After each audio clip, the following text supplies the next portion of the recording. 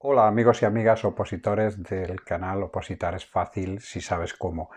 Hoy, en esta cuarta clase, vamos a hablar de la estructura y contenido de la Constitución.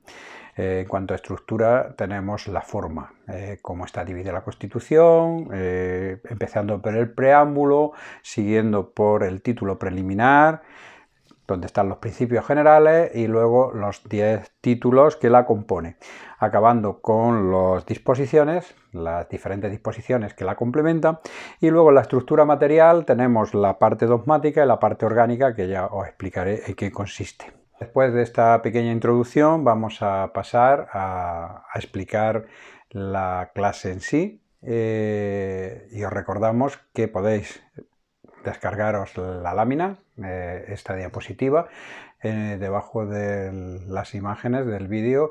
En comentarios tendréis un enlace que os mandará al aula virtual. En caso de que os pida daros de alta en el aula, os podéis dar tranquilamente porque es totalmente gratuito, no tenéis ningún problema, podéis descargarlo sin ninguna contraprestación.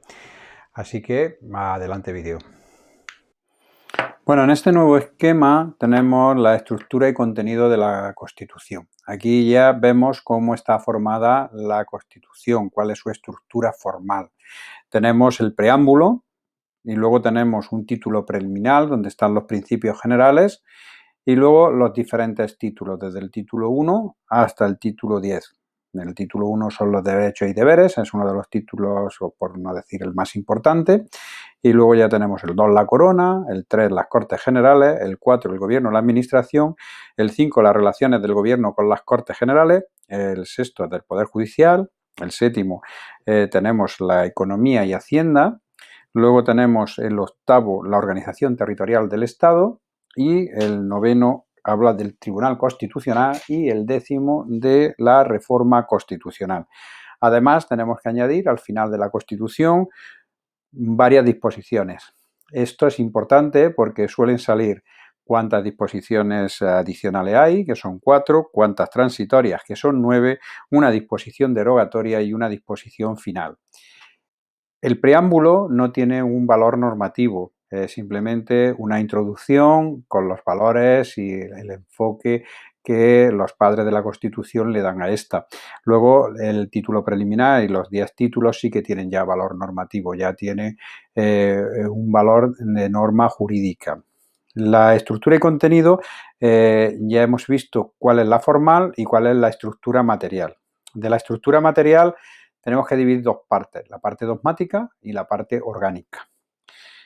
La parte orgánica está compuesta por los títulos del 2 al 10, digamos que es la parte, por llamarlo de alguna forma, menos importante de la Constitución, y la parte dogmática, que tiene contenido casi el dogma de fe en la religión católica es algo que no se puede discutir, es algo que es inamovible e indiscutible. Entonces, cuando hablamos de parte dogmática, estamos hablando de la parte más importante, la parte que tiene una trascendencia dentro de la Constitución y dentro de los valores constitucionales. Entonces, la parte dogmática está formada por el título preliminar y el título primero. Esto es una pregunta siempre que sale con mucha asiduidad. ¿Cuál es la parte dogmática de la Constitución o qué títulos la componen? Tenemos que el título preliminar y el título primero. Y luego, ¿cuál es la parte orgánica? Es cómo se divide los diferentes estamentos, los diferentes enfoques constitucionales, es donde ya tenemos los otros títulos, desde el título segundo hasta el título 10. Estos conceptos es bueno que los tengáis claros porque siempre, estadísticamente y además por principios de valores, la parte del estado del título preliminar y sobre todo el título primero, que habla de los derechos y libertades fundamentales del ciudadano, son los que más se prodigan en los exámenes. Entonces son, si alguno hay que machacar, que hay que machacarlos todos, pero si alguno hay que machacar, son sobre todo el título primero y el título preliminar.